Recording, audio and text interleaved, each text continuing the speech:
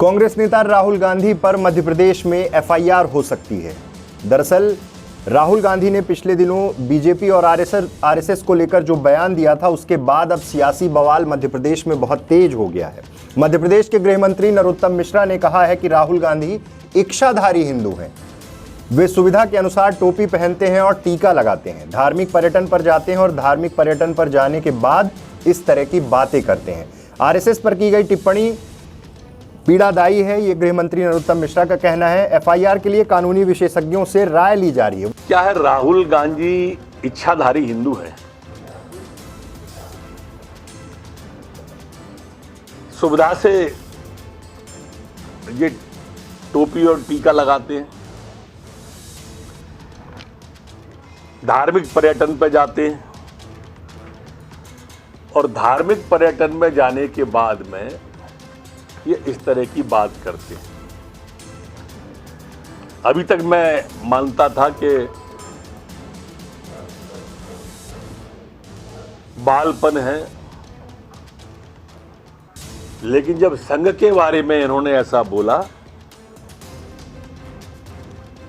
तो मन को पीड़ा हुई। संघ को ये क्या समझ पाएंगे? मूल पिंड जब किसी संस्था का, व्यक्ति का विदेशी होता है तो ये विसंगति रहती है, और इसलिए मैं कानून विशेषज्ञों से राय लूंगा कि इस विषय पे एफआईआर की जा सकती है क्या। वहीं हुजूर से बीजेपी विधायक, भोपाल के हुजूर से बीजेपी विधायक रामेश्वर शर्मा ने गुरुवार को राहुल गांधी के खिलाफ अरेरा हिल्स थाने में एफआईआर दर्ज करने के लिए पुलिस के सीनियर अधिकारियों को शिकायत पत्र दिया।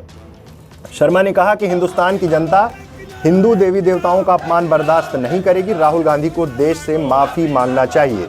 राहुल गांधी ने बुधवार को कहा था कि बीजेपी और आरएसएस असली हिंदू नहीं हैं, वे लक्ष्मी और दुर्गा का अपमान करते हैं। उनके इस बयान के बाद से मध्य प्रदेश में भाजपा नेता उन पर पलटवार कर रहे हैं। विधायक रामेश्वर शर्मा ने बुधवार को कहा था कि राहुल गांधी जी, आप भी हिंदू नहीं हैं, आपके पूर्वज भी हिंदू नहीं थे। हमें खुद को हिंदू कहने में शर्मिंदगी का एहसास नहीं होता।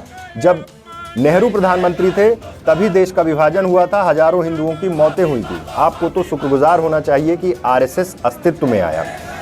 बीजेपी विधायक ने कहा कि राहुल गांधी की मां ईसाई हैं, उनके बहनोई भी ईसाई हैं। लगता नहीं है कि राहुल गांधी में हिंदू खून है। उन्होंने कहा कि भाजपा डंके की चोट पर हिंदुओं की बात और काम करती है। देश के प्रधानमंत्री नरेंद्र मोदी नहीं होते तो अयोध्या में राम मंदिर का निर्माण नहीं होता, कश्मीर में धारा 370 नहीं हटती। शर्मा ने यह भी आरोप लगाया कि अपने पुरखों ने मठ, आपके पुरखों ने, यानी राहुल गांधी को कहा कि आपके पुरखों ने मठ और मंदिर तुड़वाए, उनके शासनकाल में पाकिस्तान के नारे लगवाए गए थे।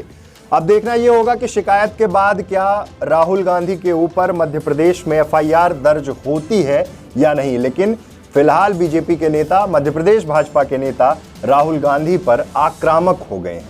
बहुत बहुत धन्यवाद।